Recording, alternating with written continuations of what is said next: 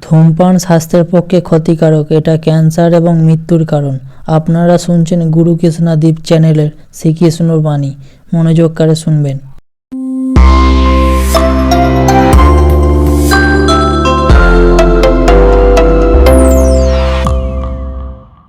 অনেক সময় আমরা জীবনে অনেক মানুষকে এমন বলতে শুনে থাকি যে আমি অসফল হয়েছি কারণ আমার সময় ভালো যাচ্ছিল না। আমি এই জিনিসটা লাভ করতে চাইছিলাম কিন্তু করতে পারলাম না কারণ আমার সময়টা ভালো যাচ্ছিল না। আমি আমার জীবনে ওই মহান কাজটা করতে চাইছিলাম কিন্তু করতে পারলাম না। কেন? কারণ আমার সময়টা ভালো যাচ্ছিল না। কিন্তু যে মুহূর্তে ভালো সময় আমার জীবনে আসবে আমি সব কিছু প্রাপ্ত করব। এমন প্রায় প্রত্যেকেই বলেন। আসুন একটা কথা বোঝা যাক। একজন মালিকে দেখুন, সে প্রত্যেক দিন গাছের সেবা করে, তাকে জল দেয়, তার যত্ন আত্তি করে। কেন? প্রত্যেক দিন সেই গাছ ফল দেয় না। সঠিক সময় এলে তবেই সেই গাছ ফল দেয়, কিন্তু প্রত্যেক দিন মালি তার সেবা করে, তাকে যত্ন করে। শুধুমাত্র তখন করে না যখন সেই গাছ ফল দিতে সক্ষম। আর যদি মালি গাছের যত্ন প্রতিদিন না করে তাহলে হয়তো সেই গাছ ফল দিতেই পারবে না। এটাই হলো আমাদের জন্য একটা শিক্ষা। যখন সময় আমাদের জন্য অপেক্ষা করে না তখন আপনি সময়ের জন্য কেন অপেক্ষা করছেন? ভালো সময়ের জন্য অপেক্ষা করবেন না। ভালো এবং শুভ কর্ম দ্বারা ভালো সময়কে নিজের কাছে টেনে আনুন। নিরন্তর কর্ম করুন, পরিশ্রম করতে থাকুন। শুভ সময় আপনা থেকেই আপনার কাছে আসবে। আসুন আমার সাথে ভালোবেসে বলুন, রাধা রাধা। একে বালি বলুন, মাটি বলুন বা ধুলো বলুন, এ দিয়ে কত কিছু করা সম্ভব। এ দিয়ে আপনি নিজের বাসস্থান নির্মাণ করতে পারেন, প্রাচীর গড়ে তুলতে পারেন, অট্টালিকা নির্মাণ করতে পারেন। কিন্তু যদি এই বালিকে আপনি মুষ্টিবদ্ধ করে রাখতে চান তাহলে তা হাত থেকে ফসকে যাবে। আপনি কখনোই একে মুষ্টিবদ্ধ করতে পারবেন না। এরকমই হয় আমাদের জীবন, আর এরকমই হয় সময়। এই মুষ্টিবদ্ধ করা বালির মতো। সময়কে আমরা বাধা দিতে পারবো না, আটকেও রাখতে পারবো না। এ হলো প্রবাহমান।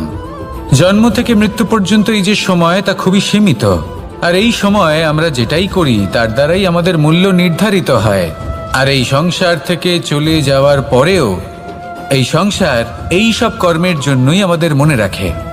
তাই যদি আপনি এটা ভাবেন যে আজ যে কর্ম করার ছিল আমি না হয় কাল করে নেব, কাল আমার লক্ষ্যে পৌঁছানোর কথা ছিল আমি পরশু পৌঁছব, না, এই সময় খুব মূল্যবান, একে নষ্ট করবেন না।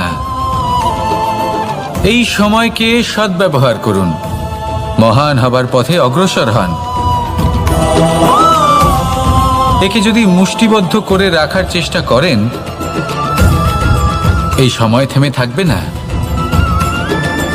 আসুন আমার সাথে ভালোবেসে বলুন, রাধা রাধা। আমাদের জীবনে অনেক ধরনের ব্যক্তি এসে থাকেন। কেউ কেউ আমাদের সাথে থেকে যান, কেউ আমাদের থেকে দূরে চলে যান। কেউ ভালো মানুষ হন, কেউ খারাপ মানুষ। কিন্তু আমরা সবসময় সেই সময়টাকে নিয়ে দুঃখ প্রকাশ করি যখন আমাদের জীবনে কোনো খারাপ ব্যক্তি প্রবেশ করেন। তারা আমাদের খারাপ অনুভূতি দেন, দুঃখ দেন, কষ্ট দেন। আমরা সবাই তাকে ভালো মন্দ কথা বলি। কিন্তু কেন? এমন বিভিন্ন ধরনের মানুষ, খারাপ মানুষ, ভালো মানুষ সবার জীবনেই আসেন এবং সকলকেই একটা অমূল্য শিক্ষা দান করে যান। এবার আপনি নিজেই ভেবে দেখুন, জীবনে যখন প্রথমবার আপনি আগুন স্পর্শ করেছিলেন তখন আপনি একটা শিক্ষা লাভ করেছিলেন যে আমাকে আগুনের থেকে একটু দূরে থাকতে হবে। তারপর আস্তে আস্তে আপনি শিখলেন যে কিভাবে এই আগুনকে নিয়ন্ত্রণে রাখতে হবে। তারপর আপনি শিখলেন যে কিভাবে নিজের জীবনে তাকে প্রয়োগ করতে হবে, তা সে অন্ধকারে প্রকাশ লাভ করার জন্য হোক বা খাবার বানানোর জন্য। সেইভাবেই কোনো খারাপ ব্যক্তি যখন আপনার জীবনে আসে কোনো শিক্ষা দিয়ে যান, তার প্রতি কৃতজ্ঞ থাকুন। তার বিষয় খারাপ ভাবার বা খারাপ অনুভূতি নিয়ে থাকার কোনো প্রয়োজন নেই। সেই শিক্ষা লাভ করুন। ইতিবাচক মনোভাব নিয়ে জীবনের সামনে এগোতে থাকুন। কেউ নেই যিনি আপনাকে বাধা দিতে পারেন। আসুন আমার সাথে ভালোবেসে বলুন, রাধা রাধা।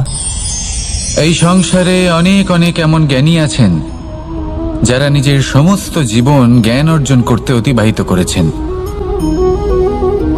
এই সংসারে এমন কোনো বেদ নেই, কোনো পুরাণ নেই, কোনো শাস্ত্র নেই, কোনো ভাষা নেই যা ওনারা জানেন না। এমন কোনো বিষয় নেই যা নিয়ে ওনারা কোনো বক্তব্য রাখতে পারবেন না। কিন্তু আমরা এই সকল জ্ঞানীকে কি ভালোবাসতে পারি? এনাদের সকলকে সম্মান করতে পারি না। কারণটা কি?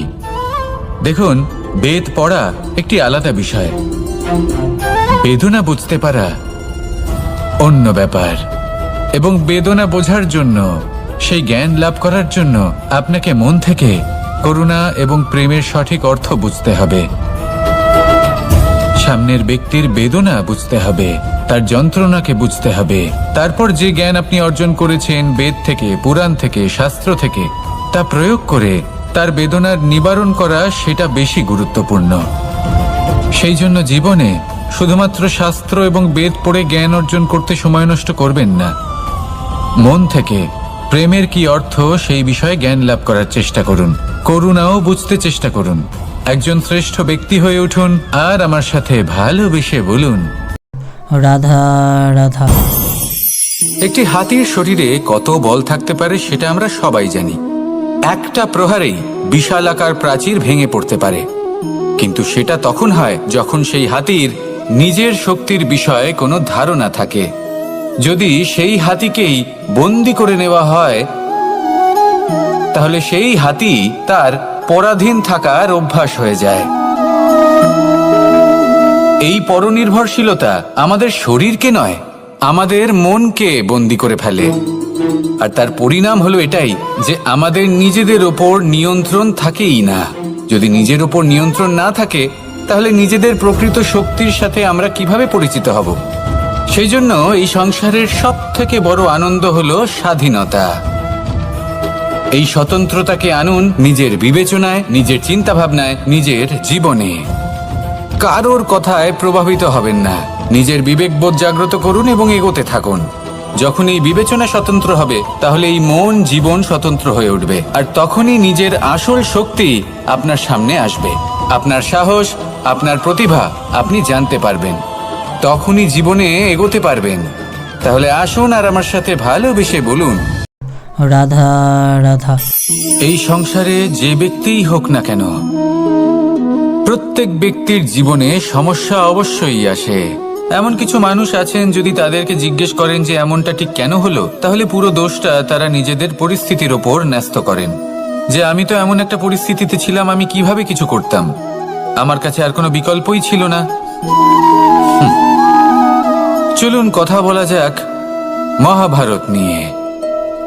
ভীষ্ম পিতামহ, ওনাকে জিজ্ঞেস করা হলো, আপনি এরকম প্রতিজ্ঞা কেন করলেন?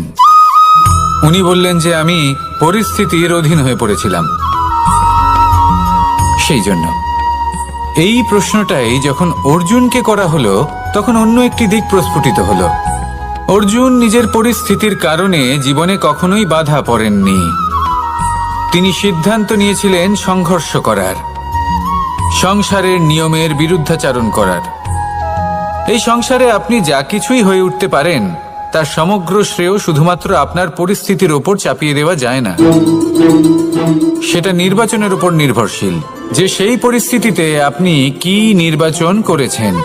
যদি সেই মুহূর্তে ভীষ্ম পিতামহ স্থিরতার সিদ্ধান্ত নিতেন, বিশ্লেষণ করার সিদ্ধান্ত নিতেন যে কি উচিত কি অনুচিত, কারা ধর্মের পক্ষে কারা ধর্মের বিপক্ষে, যদি শুধুমাত্র অস্ত্র হাতে ধৃতরাষ্ট্র এবং দুর্যোধনের বিরোধিতা করতেন, যদি শুধু এটুকু করতেন, তাহলে মহাভারতের মতো মহাযুদ্ধ কখনোই হতো না। সমস্যা সবার জীবনেই আসে, কঠিন পরিস্থিতিও সকলের জীবনে আসে। সেই ব্যক্তি এগিয়ে যেতে পারেন যিনি শ্রেষ্ঠ নির্বাচন করার ক্ষমতা রাখেন। তাহলে সেটাই করুন আর আমার সাথে ভালোবেসে বলুন, রাধা রাধা।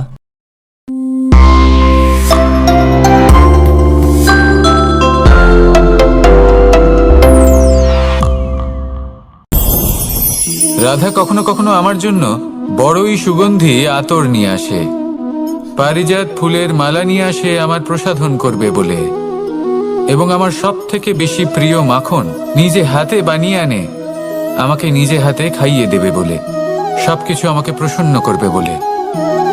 কিন্তু আপনি কখনো ভেবেছেন যে এই আতর কিভাবে বানানো হয়?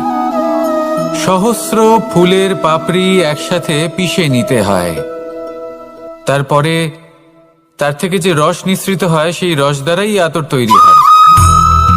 অনেক সংখ্যক ফুলকে অসীম যন্ত্রণা ভোগ করতে হয়, তবে তারা আমার প্রসাধন সামগ্রী হয়ে উঠতে পারে। দুধ থেকে মাখন তৈরি করার জন্য কতটা পরিমাণ মন্থন সহ্য করতে হয় সেটা আপনি জানেন। ঠিক সেই রকমই হলো আমাদের জীবনও। বিপদও আসে, কঠিন পরিস্থিতিও আসে, এর সম্মুখীন হতে শিখুন। মনে রাখবেন, আপনি হলেন সেই দুধ যাকে মন্থন সহ্য করতে হবে মাখন হয়ে ওঠার জন্য। মনে রাখবেন, আপনি হলেন সেই ফুলের মতন যাদের পিষ্ট হতে হবে সুগন্ধি আতর হয়ে ওঠার জন্য, যাকেই সংসার পছন্দ করে। কখনো কখনো জীবনে আপনার সাথে খারাপ শুধুমাত্র এই কারণে ঘটে যাতে আপনার শ্রেষ্ঠ রূপ এই সংসারের সামনে আসতে পারে। শুধুমাত্র কঠিন পরিস্থিতি এবং বিপদকে একটা সুযোগ হিসেবে দেখার চেষ্টা করুন। আপনার জন্য এই সংসার বদলে যাবে, সংসারকে দেখার দৃষ্টিভঙ্গি পাল্টে যাবে, আপনার ভাগ্য পাল্টে যাবে, আর এই মন প্রসন্ন হয়ে বলবে রাধা রাধা। জীবনে অনেক সময় আমরা এটা দেখে থাকি যে আগামী প্রজন্ম সেই কাজটি করে যেটা তার পূর্ববর্তী প্রজন্ম করে গেছেন। একটা উদাহরণ দিই তাহলে দেখুন, একদিকে আছে মাতা পিতা যারা আজীবন সংঘর্ষ করেছেন ধন অর্জন করার জন্য, তারপর তারই সন্তান তার সাথেই লড়াই করে তার থেকে সমস্ত সম্পত্তি ছিনিয়ে নিল। তারপরে যত সময় অতিবাহিত হয় সেই সন্তানের সাথেও সেই একই ক্রিয়া ঘটতে থাকে, তার সন্তান তার সমস্ত সম্পত্তি ছিনিয়ে নেয়। তাহলে এমন কি সঞ্চয় করবেন যা পরবর্তী প্রজন্মকে দিয়ে যেতে পারেন সেই বিষয়ে ভাবুন। ভেবে দেখুন, এই যে ধন সঞ্চয় আপনি করছেন এর আসলে লাভ কি? অবশ্যই আবশ্যক, কিন্তু এটাই কি শুধু সবথেকে গুরুত্বপূর্ণ বিষয় যেখানে আপনি জানেন যে আপনি এই সম্পত্তি ভোগ করতে পারবেন না, কারণ এই সমস্ত সম্পত্তি আপনাকে পরবর্তী প্রজন্মের হাতে সঁপে দিতে হবে। তাহলে ধন সঞ্চয় করুন, কিন্তু এমন একটা সম্পত্তি কেন সঞ্চয় করা উচিত নয় যার উপভোগও আপনি করতে পারবেন, পরবর্তী প্রজন্মকেও দিয়ে যেতে পারবেন, আর মতভেদও হবে না। এমন সম্পত্তি আছে, আর এই সম্পত্তি হলো প্রেম। যদি আপনার মনে কোনো কিছু সঞ্চয় করার বাসনা জেগে ওঠে তাহলে প্রেম সঞ্চয় করুন, সেটা পরবর্তী প্রজন্মও পাবে এবং সেই প্রজন্ম ভবিষ্যতে ভালোবাসা ছড়াতে থাকবে, আর তখন এই মন সুপ্রসন্ন হয়ে বলবে রাধা রাধা। জ্যোতিষ একটা বিদ্যা, এ হলো একটা বিজ্ঞান। যে নক্ষত্র দশায় আপনি জন্মগ্রহণ করেছেন, যে স্থানে আপনার জন্ম হয়েছে, এগুলো আপনার জীবনের দিশা স্থির করার ক্ষেত্রে গুরুত্বপূর্ণ ভূমিকা পালন করে। কিন্তু যে রাশিতে আপনি জন্ম নিয়েছেন আর আপনার যা নাম স্থির হয়েছে সেটা আপনার ভবিষ্যৎ নির্ধারণ করবে তা আবশ্যক নয়। রা দিয়ে রাম এবং রা দিয়ে রাবণ, এই দুজনের রাশি সমান ছিল, কিন্তু একজন নিজের শক্তির দুর্ব্যবহার করলেন। স্বর্ণ লঙ্কার অধিপতি রাবণ, চতুর্দিকে বিজয়ী হওয়া সেই ব্যক্তি নিজের পতনের সম্মুখীন হলেন। শ্রীরাম রাবণকে বধ করলেন। শ্রীরাম, যিনি নিজের কর্ম দ্বারা, নিজের পরিশ্রম দ্বারা ঈশ্বর উপাধি লাভ করেছিলেন, 14 বছরের বনবাস ভোগ করলেন, আর যখন বিপদে পড়লেন তখনও নিজের রাজ্যের সাহায্য নিলেন না। বনের মধ্যে নিজে বানর এবং ভাল্লুকদের নিয়ে একটি সেনাবাহিনী গড়ে তুললেন এবং রাবণকে তার কুকর্মের শাস্তি দিলেন। তাই সর্বদা এটা মনে রাখবেন, আপনার খ্যাতি, আপনার ভবিষ্যৎ আপনার কর্ম নির্ধারণ করে, আপনার রাশি নয়। তাই সবসময় শ্রেষ্ঠ কর্ম করুন আর আমার সাথে ভালোবেসে বলুন, রাধা রাধা। আমাদের সকলের কাছে বৃক্ষ অত্যন্ত প্রিয়। আমরা সর্বদাই চাই এই বৃক্ষ যেন সবুজ থাকে, ফুলে ফলে ভরে থাকে, আমাদের ছায়া প্রদান করে, তা যেন সুস্থ থাকে, আমাদের ফল প্রদান করে। আর সেই জন্য আমরা প্রতিদিন সেই বৃক্ষকে জল প্রদান করি। কিন্তু কখনো ভেবে দেখেছেন যে জল তো আমরা বৃক্ষের গোড়ায় দিই, তারপরেও এই জল সেই বৃক্ষের প্রত্যেকটি পাতায় ঠিক পৌঁছে যায়? এটা কিভাবে সম্ভব? কিছুটা এরকমই হলো আমাদের কর্ম। যদি এই পৃথিবীতে থেকে শুদ্ধ মনে সৎকর্ম করেন, এই কর্ম সোজা ঈশ্বরের কাছে গিয়ে পৌঁছয়। যদি শ্রদ্ধা ভাব নিয়ে সমর্পিত হয়ে শুদ্ধ চিত্তে আপনি কাউকে সেবা করেন, তা সে মাতা পিতাই হোক, পরিবার হোক, গুরু হোক, পশুপক্ষী হোক বা সমাজ হোক, তাহলে সেটা সোজা ঈশ্বরের চরণে সমর্পিত হয়। সবসময় শুদ্ধ চিত্তে সমর্পিত হয়ে এবং মনে শ্রদ্ধা ভাব নিয়ে কর্ম করুন। ঈশ্বর নিজে থেকেই এর ফল আপনাকে প্রদান করবেন। আসুন আমার সাথে ভালোবেসে বলুন, রাধা রাধা। আশা এবং বিশ্বাস মানুষের জীবনের দুই অমূল্য স্তম্ভ। এটাই হলো ঢাল এবং এটাই হলো অস্ত্র।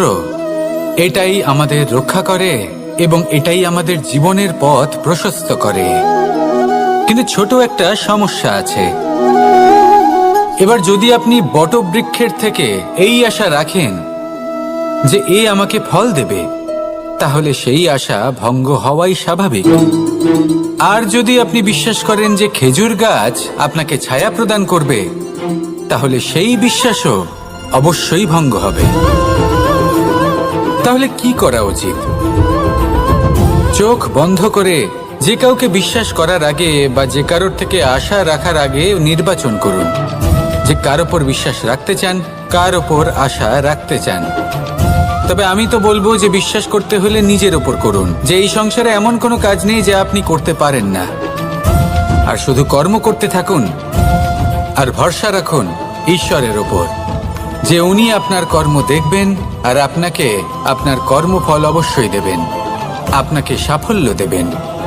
যদি আপনার বিশ্বাস অটল হয়, নিরন্তর পরিশ্রম করেন, তাহলে ঈশ্বর কখনোই আপনার আশা ভঙ্গ হতে দেবেন না। আসুন আর আমার সাথে ভালোবেসে বলুন, রাধা রাধা। যখন মানুষের মৃত্যু হয়,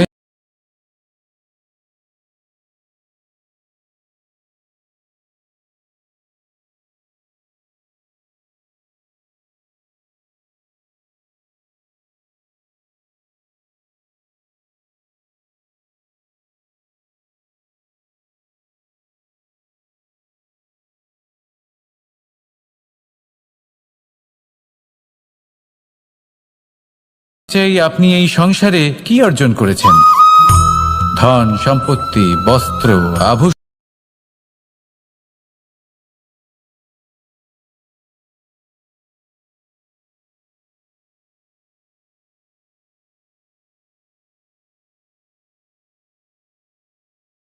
সেটাই এই সংসার থেকে চলে যাওয়ার পরেও সংসারেই জীবিত থাকবে। যদি আপনি দুষ্কর্ম করেন, তাহলে এই সংসার আপনাকে একটি অনুচিত উদাহরণ হিসেবে মনে রাখবে যে এই ব্যক্তি খুব পাপী ছিল, অনুচিত কর্ম করতেন। যে পথে তিনি চলেছেন সেই পথে কারোর চলা উচিত নয়। সেখানেই যদি আপনি সৎকর্ম করেন, তাহলে সংসার চিরকাল এটাই বলবে যে খুব ভালো মানুষ ছিলেন, সবাইকে ভালোবাসতেন, সবাইকে সাহায্য করতেন, আমার খুব প্রিয় মানুষ ছিলেন। এটাই হলো শ্রেষ্ঠ কর্ম। সেই জন্য জীবনে শুধুমাত্র ধন, সম্পত্তি, আভূষণ এই সব অর্জন করতে গিয়ে নিজের মনোনিবেশ করবেন না। শ্রেষ্ঠ কর্ম করুন। সংসার থেকে চলে যাওয়ার পরেও এই কর্মই এই সংসারে আপনাকে জীবিত রাখবে। আসুন আমার সাথে ভালোবেসে বলুন, রাধা রাধা।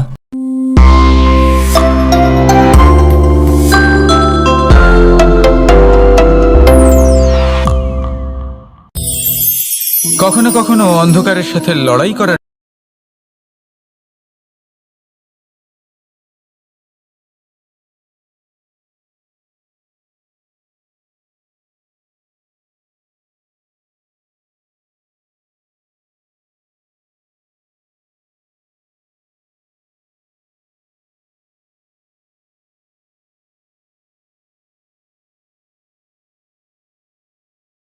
শক্তির প্রয়োজন হয় তা আসে এই তেল থেকে। যদি এই তেল সমাপ্ত হয়ে যায় তাহলে এই প্রকাশ তাও সমাপ্ত হয়ে যায়। আর আমাদের জীবনে এই তেল হলো আমাদের কর্ম, আর এই আগুন আর এর দ্বারা উৎপন্ন হওয়া প্রকাশ আমাদের ভাগ্য।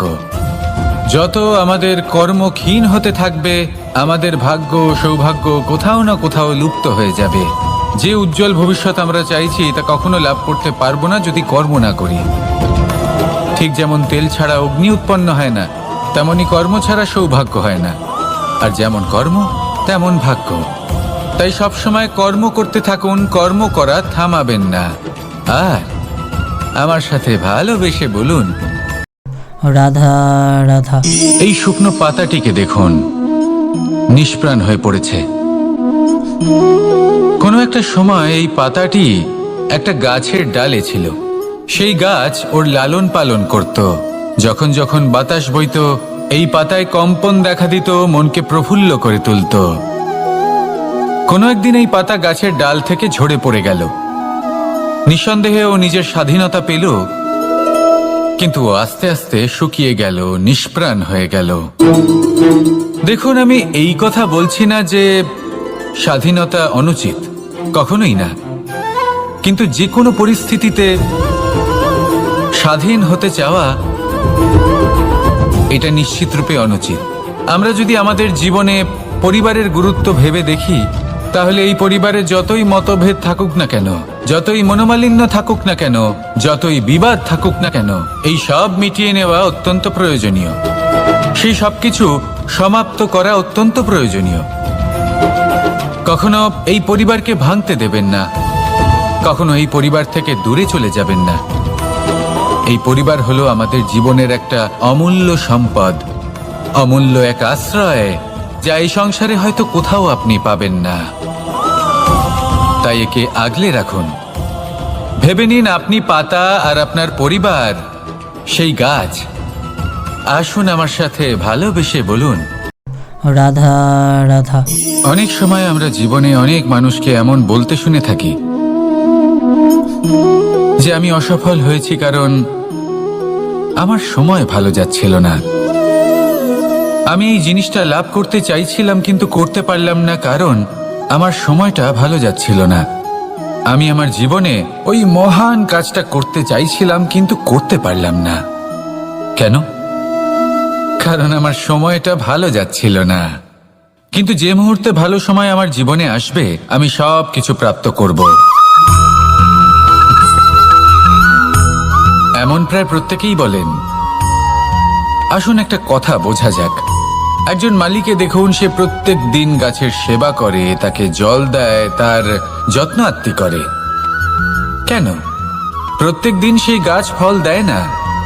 সঠিক সময় এলে তবেই সেই গাছ ফল দেয়, কিন্তু প্রত্যেক দিন মালি তার সেবা করে, তাকে যত্ন করে। শুধুমাত্র তখন করে না যখন সেই গাছ ফল দিতে সক্ষম। আর যদি মালি গাছের যত্ন প্রতিদিন না করে, তাহলে হয়তো সেই গাছ ফল দিতেই পারবে না। এটাই হলো আমাদের জন্য একটা শিক্ষা। যখন সময় আমাদের জন্য অপেক্ষা করে না, তখন আপনি সময়ের জন্য কেন অপেক্ষা করছেন? ভালো সময়ের জন্য অপেক্ষা করবেন না। ভালো এবং শুভ কর্ম দ্বারা ভালো সময়কে নিজের কাছে টেনে আনুন। নিরন্তর কর্ম করুন, পরিশ্রম করতে থাকুন। শুভ সময় আপনা থেকেই আপনার কাছে আসবে। আসুন আমার সাথে ভালোবেসে বলুন, রাধা রাধা। একে বালি বলুন, মাটি বলুন বা ধুলো বলুন, এ দিয়ে কত কিছু করা সম্ভব। এ দিয়ে আপনি নিজের বাসস্থান নির্মাণ করতে পারেন, প্রাচীর গড়ে তুলতে পারেন, অট্টালিকা নির্মাণ করতে পারেন। কিন্তু যদি এই বালিকে আপনি মুষ্টিবদ্ধ করে রাখতে চান, তাহলে তা হাত থেকে ফসকে যাবে।